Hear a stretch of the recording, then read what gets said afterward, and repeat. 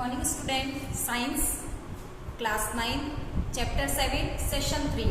Before sessions जो अपने दो सेशंस देखे उसमें अपने पंच जगत वर्गीकरण प्रणाली के कैरेक्टरिस्टिक और क्लासेस देखी। उसके बाद इससे पहले वाला जो सेकंड सेशंस था उसमें अपने प्लांटी का क्लासिफिकेशंस देखा। आज अपन थर्ड सेशन में एनिमेलिया का क्लासिफिकेशंस देख रहे हैं, जिसमें अपने देखा था कि एनिमेलिया में जो अपने कल कैरेक्टरिस्टिक्स देखे थे उसमें यूकैरियोट्स होते हैं। एनिमेलिया वर्ग के जो जंतु होते हैं वो विषम कोशी होते हैं, साथ ही उनके कोशिका जो भित्ति होती है वो एब्सेंस होती है, यानी कि कोशिका भित्ति उसमें नहीं पाई जाती है और स्वतंत्र अवस्था में जीवित रहते हैं, परजीवी होते हैं, यानी कि विषम कोशी होते हैं, भोजन के लिए दूसरों पर निर्भर करते हैं। एनिमेलिया वर्ग का क्लासिफिकेशंस देखे, उसमें अपने फ्लो चार्ट देखेंगे कि सबसे पहले एनिमेलिया के पूरे वर्ग को दो भागों में विभाजित कर सकते हैं। आधार क्या रखा है अपने, कोशिकीय स्तर की संरचना है शरीर की या उत्तक स्तर की संरचना, यानी कि उनका जो शरीर है वो केवल कोशिका से बना हुआ है या उत्तकों के विभाजन से बना हुआ है। तो एनिमेलिया के पूरे वर्ग को अपन दो भागों में विभाजित कर सकते हैं। पहले वाला वर्ग में अपन देखेंगे जिनका शरीर कोशिकीय स्तर का संगठन होता है और दूसरे जिनके शरीर में उत्तक स्तर तक का संगठन होता है। इसमें अपन एक क्लास रखते हैं पोरीफेरा, पोरी यानी पोर छिद्र और फेरा यानी शरीर, यानी कि ऐसे जीव जिनके शरीर पर बहुत सारे छिद्र पाए जाते हैं और वो छिद्र जो होते हैं वो उनकी नाल प्रणाली से जुड़े रहते हैं, जिससे उनके जल और ऑक्सीजन का परिवहन उनके शरीर में होता है।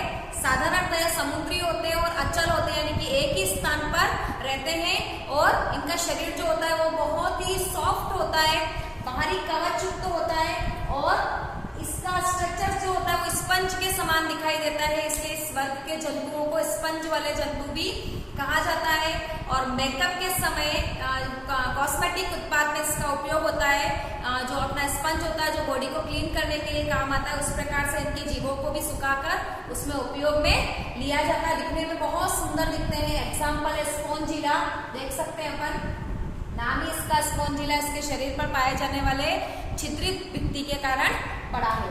दूसरा अपन देख रहे हैं उत्तक स्तर के संगठन को वापस अपन तीन भागों में विभाजित कर सकते हैं। पहला है आपका विभाजन का आधार, बाहरी त्वचा और जठर त्वचा के बीच कोई भी देह गुहा नहीं पाई जाती है, यानी कि बॉडी कैविटी देहनाल या देह गुहा एब्सेंस होती है। दूसरा है जिसमें कूट देह गुहाधारी होती है, यानी कि कूट यानी कि कुछ कह सकते हैं अपन की कुछ कम डेवलप देह गुहा पाई जाती है या सुडो देह गुहा पाई जाती है। और तीसरा अपन विभाजन करेंगे जिसमें प्रॉपर रूप से परिपक्व अवस्था तक देह गुहा प्रेजेंस होती है। इन तीनों स्तर में अपन अलग अलग क्लासेस देखेंगे। इसमें अपन दो क्लासों को रखते हैं, सिलेंट्रेट और प्लेटीहेल्मिन्थिस। पोरीफेरा के बाद सेकंड क्लास अपन कौन से पढ़ रहे हैं, सिलेंट्रेटा। थर्ड अपन पढ़ेंगे प्लेटीहेल्मिन्थिस। सीक्वेंस के अकॉर्डिंग आपको याद रखनी है, क्योंकि डेवलपमेंट जो है वो कैरेक्टरिस्टिक जो है वो डेवलपमेंट स्टेप बाय स्टेप हो रहा है कि पहले वाले का स्तर कोशिकीय स्तर का संगठन है, फिर थोड़ा सा उत्तक स्तर का आएगा, फिर अंग स्तर का आएगा, फिर तंत्र स्तर का आएगा। सिलेंट्रेटा के मध्य देखें तो सबसे पहले तो बाहरी त्वचा और जठर त्वचा के बीच में कोई भी किसी प्रकार की कोई देह गुहा प्रेजेंस नहीं होती है, जलीय जीव होते हैं और इसका एग्जाम्पल है आपके हाइड्रा और सी एनीमोर। नेक्स्ट अगर अपन देखें प्लेटीहेल्मिन्थिस, इसको चपटे क्रमी भी कहते हैं, क्योंकि इनका शरीर जो होता है वो चपटा होता है, बेलनाकार नहीं और फ्लैट होता है, इसलिए इसको फ्लैट बम भी कहा जाता है। और इसी के आधार पर इसके सबसे फेमस एग्जाम्पल है प्लेटीहेल्मिन्थिस का टैप वर्म, जो अपनी इंच टेप होती है उसके आकार का शरीर खंडों में विभक्त होता है। और जो टेप वर्म है वो एक प्रकार का पैरासाइट से और हमारे आहार नाल की भित्ति पर जाकर जुड़ता है शकर्स के द्वारा और वहां से पोषण लेता है, जिससे जो भोजन करते हैं हम उसका न्यूट्रिशन सारा प्लेटफॉर्म ले लेता है और बच्चा जो होता है वो कमजोर रह जाता है। प्लेटीहेल्मिन्थिस जो होते हैं उनका शरीर द्विपार्श्व सममित होता है। द्विपार्श्व सममित का मतलब होता है कि दायां और बायां भाग जो है वो एक समान दिखाई दे। अगर हम हमारे शरीर की भी बात करें, यहाँ से बीच में से अगर कट लगाया जाता है हमारे शरीर को, तो हमारा शरीर समान रूप से दो भागों में विभाजित हो जाता है। ऐसे शरीर को अपन क्या कहते हैं, द्विपार्श्व सममिति। साथ ही त्रिकोरक होते हैं, यानी कि त्वचा का जो स्तर होता है, उत्तक स्तर जो होता है वो 3 लेयर का बना होता है, उसको अपन त्रिकोरक अवस्था कहते हैं। इसका एग्जाम्पल अगर अपन देखें तो लीवर फ्लूक जो कि एक प्रकार का पैरासाइट से परजीवी, टेप वर्म जो है वो भी एक प्रकार का पैरासाइट से। और तीसरा अगर अपन इसका एग्जाम्पल देखें जो कि स्वतंत्र अवस्था में पाया जाता है, दिस वन इज प्लेनेरिया। तो तो सिलेंट्रेटा के बाद अपन ने प्लेटिहेल्मिन्थिस देखा। अब अपन देख रहे हैं कूट देवहुआधारी में अपन एक ही क्लास देखेंगे निमेटोडा। तो fourth class, first one is porifera, second is coelenterata, third one is platyhelminthes and fourth is nematoda. ये भी प्लेटिहेल्मिन्थिस के समान ही होते हैं, द्विपार्श्व सममिति होती है, त्रिकोरक होते हैं, परंतु इनका शरीर चपटा नहीं होकर बेलनाकार होता है, सिलेंडर लाइक स्ट्रक्चर्स होता है और ये अधिकतर परजीवी होते हैं जैसे कि गोलकृमि, एस्केरिस, और इनको अपन रोग फैलाने वाले कृमि भी कह सकते हैं क्योंकि मानव में बहुत सारे रोग फैलाने का काम करते हैं। नेक्स्ट अपन देखें तीसरा वाला, देवहुआधारी को वापस अपन विभेदित करेंगे दो भागों में। पहला आधार रहेगा भ्रूणी विकास के समय एक कोशिका से मेसोडर्म की कोशिका का विकास होता है और दूसरा रहेगा अंतःस्तर की थैली से देवहुआ का बनना। इसमें अपन फिफ्थ क्लास देखेंगे एनेलिडा, फिर मोलस्का और फिर ऑर्थोपोडा। एनेलिड्स जो होते हैं वो जनरली उत्तक स्तर का संगठन इसमें आ जाते हैं, त्रिकोरक होते हैं, ये भी द्विपार्श्व सममित होते हैं, साथ ही इनमें संवहन, पाचन और उत्सर्जन अंग जो होते हैं वो कुछ मात्रा में विकसित हो जाते हैं, तंत्रिका तंत्र विकसित हो जाता है। और इसका एग्जाम्पल है आपकी केचुआ और नेरिस। शरीर जो होता है कुछ भागों में खंडित होता है और ये स्वतंत्र अवस्था में भी पाए जाते हैं, जैसे कि आप एग्जाम्पल देखोगे इसका जोंक, जनरली बारिश के दिनों में आप लोगों ने देखा होगा, वो भी किसका एग्जाम्पल है, एनेलिड्स का एग्जाम्पल है। मोलस्का की अगर अपन बात करें तो कैल्शियम कार्बोनेट का बाहरी कवच युक्त जंतु पाए जाते हैं, समुद्री होते हैं साधारणतया और इनके शरीर भी उत्तक स्तर तक का संगठन इसमें पाया जाता है। इसका एग्जाम्पल है घोंगा, सीप, आप लोगों ने देखा होगा। थर्ड नेक्स्ट है आपका ऑर्थोपोडा। ऑर्थो यानी 8, पोडा यानी पेड़। जनरली इसमें 4 जोड़ी उपांग पाए जाते हैं और ऑर्थोपोडा वर्ग का जो वर्ग है वो जंतु जगत का सबसे बड़ा वर्ग है। इसके ऊपर क्वेश्चन आता है कि जंतु जगत का सबसे बड़ा वर्ग का नाम लिखिए, वो क्या है, ऑर्थोपोडा। शरीर जो होता है वो खंड युक्त होता है, साथ ही जुड़े हुए पैर पाए जाते हैं और इनके रक्त जो होता है वो नलिकाओं में नहीं बहकर देहगुहा में बहता है, इसलिए इनकी देहगुहा जो होती है वो रक्त से भरी हुई होती है। एग्जाम्पल है इसका झिंगा, तितली, मक्खी, तिलचट्टा इत्यादि। नेक्स्ट अपन देख रहे हैं अंतःस्तर की थैली से देहगुहा का बनना। अभी तक अपन ने कितनी क्लासें पढ़ी है, porifera, coelenterata, platyhelminthes, nematoda, annelida, mollusca और ऑर्थोपोडा। नेक्स्ट अपन देख रहे हैं अंतःस्तर की थैली से देहगुहा का बनना। यहाँ पर जो आपके भ्रूणी विकास के समय देहगुहा बनते समय मेसोडर्म की कोशिका का विकास होता है, जो कि त्वचा की एक कोशिका है, एंडो, एक्सो और मीजो, जिसको अपन मध्य कोशिका या मध्य डर्म भी कहते हैं। यहाँ पर मीजो यानी मध्य, यहाँ पर अंतर यानी एंडो। 3 स्तर होते हैं आपके त्रिकोरक, जो मैंने बताया था। त्रिस्तर का मतलब होता है बाहरी, मध्य, अंतः, यानी कि एंडो, एक्सो और मीजो। तो यहाँ पर मेसोडर्म से बनती है और यहाँ पर एंडोडर्म की थैली से देहगुहा बनती है। इसको अगर वापस अपन डिवाइड करें तो 2 भागों में विभाजित कर सकते हैं। फर्स्ट वन इज जिसको अपन नोटोकोडा वीक, यानी कि इसके अंदर नोटोकोड एब्सेंस होती है, इसके अंदर नोटोकोड युक्त यानी कि इसके अंदर नोटोकोड प्रेजेंट होती है। नोटोकोड जो होती है वही आगे चलकर मेरुरज्जु का निर्माण करती है। ऑर्थोपोडा के बाद अपन नेक्स्ट क्लास देखेंगे इकाइनोडर्मेटा। इकाइनोडर्मेटा जो क्लास है उसमें त्वचा कांटोयुक्त होती है और इसके ये प्रॉपर समुद्री यानी कि लवणीय जल में पाए जाते हैं। एग्जाम्पल है आपका स्टारफिश या सी अर्चिन। कोर्डेटा में अगर अपन देखें तो वापस 2 भागों में विभाजित कर सकते हैं। नोटोकॉड जो है वो या तो आपके भ्रूणी अवस्था में किसी एक अवस्था में जीवन के पाई जाती है, दूसरा अपन पढ़ेंगे जो पूर्ण जीवन पर्यंत तक उसके नोटोकॉड प्रेजेंट होती है।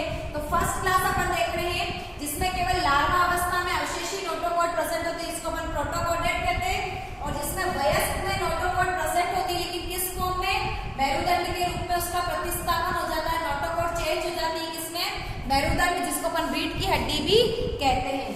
तो ये है आपका protochordate, this one is cadet. Protochordate का एग्जांपल अगर अपन देखें तो बेलेनोग्लोसिस, इसके लार्वा अवस्था में केवल नोटोकॉड प्रेजेंट होती है। जैसे इसका लार्वा स्टेज जो है वो वयस्क में परिवर्तित होता है, नोटोकॉड जो है वो अस्थायी रूप से समाप्त हो जाती है। और इसका एग्जांपल है बेलेनोग्लोसिस। इसके ऊपर भी क्वेश्चन आपके आता है, किसी प्रोटोकॉडेट का एग्जांपल लिखिए। वयस्क में अगर अपन देखें कोर्डेटा को वापस अपन 6 वर्ग में डिवाइड करेंगे। First one is Cyclostomata, second one is fishery, third one is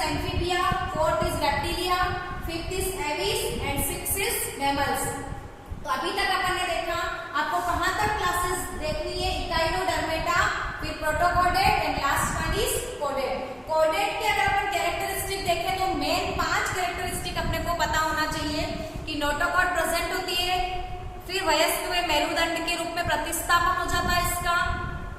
इसमें फेफड़े यानी कि श्वसन के लिए फेफड़े पाए जाते हैं। त्वचा पर जनरली बाल पाए जाते हैं। और लास्ट अगर अपन देखें तो इनके शरीर पर स्तन ग्रंथि यानी कि मेमेलरी ग्लैंड जो होती है वो क्या होती है, प्रेजेंट होती है।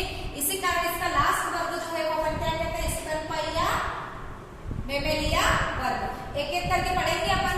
कॉर्डेट के अपन 6 क्लासेस सब क्लासेस पढ़ रहे हैं इसकी, कशेरुकी यानी कॉर्डेट्स की। पहली अपन पढ़ रहे हैं साइक्लोस्टोमेटा। जनरली ये झगड़े रहित होते हैं, ईल आकार के होते हैं यानी कि इल्ली के आकार के होते हैं, गोलाकार मुख होता है, शल्क रहित होते हैं और चिकनी त्वचा होती है। ऑब्वियसली इनकी त्वचा पर शल्क या स्केल्स नहीं प्रेजेंट होते हैं, तो त्वचा जो होती है वो कैसी होती है, चिकनी होती है। एग्जाम्पल इसका हैंग मछली। नेक्स्ट अपन देख रहे हैं सेकेंडरी फिशरी यानी कि मत्स्य। सबको पता है कि बाहरी त्वचा पर शल्क प्रेजेंस होते हैं, अस्थियों या उपास्थियों का बना कंकाल होता है। जनरली जो आपकी शार्क है वो केवल उपास्थि का अंत कंकाल बनाती है, बाकी सारी मछलियां जो होती है वो बॉनीफिश होती है यानी कि उनका कंकाल जो होता है वो अस्थियों से बना होता है। श्वसन के लिए क्लोम पाए जाते हैं, फिन्स जिसको कहते हैं अपन, और इसी के आधार पर गिल्स के आधार पर वो जल में घुली हुई ऑक्सीजन को श्वसन क्रिया के रूप में ग्रहण करती है। असमतापी होती है यानी कि इनका ब्लड जो होता है वो कोल्ड ब्लडेड होती है। वातावरण के अनुसार इनके शरीर का तापमान क्या होता है, चेंज हो जाता है।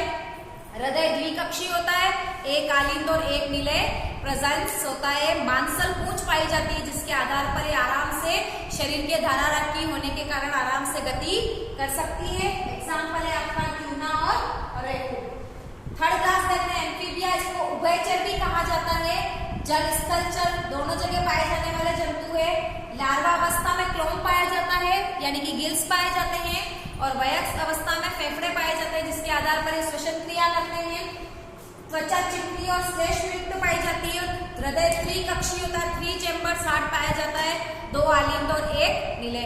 एग्जाम्पल देखें तो अपन मछली, सांप, मेंढक, सैलामेंडर इत्यादि। फोर्थ अपन देख रहे हैं रेप्टाइल्स, रेंगने वाले जंतु जिसको कहा जाता है। शल्क का बाहरी कंकाल बनाया होता है, अंडे जल के बाहर देते हैं।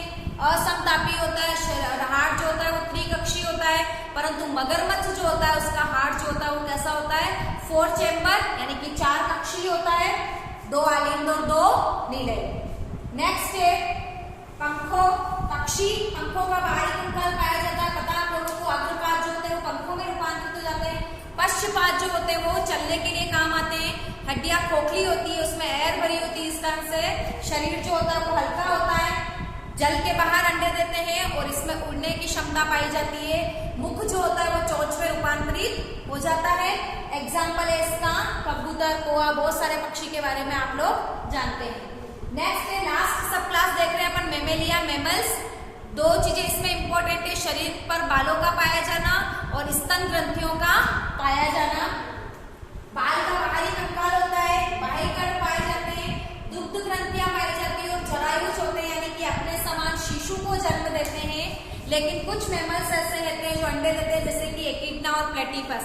इसके ऊपर भी क्वेश्चन आता है, उन 2 मैमल्स के नाम लिखिए जो अंडे देते हैं, तो एकिडना और प्लेटिपस। साथ ही कंगारू जो होता है वो अवयस्क बच्चों को जन्म देता है और अपने पेट के यहाँ पर एक पाउच बना होता है जिसको मार्सुपियन थैली कहते हैं, मैंने यहाँ पे लिखा है।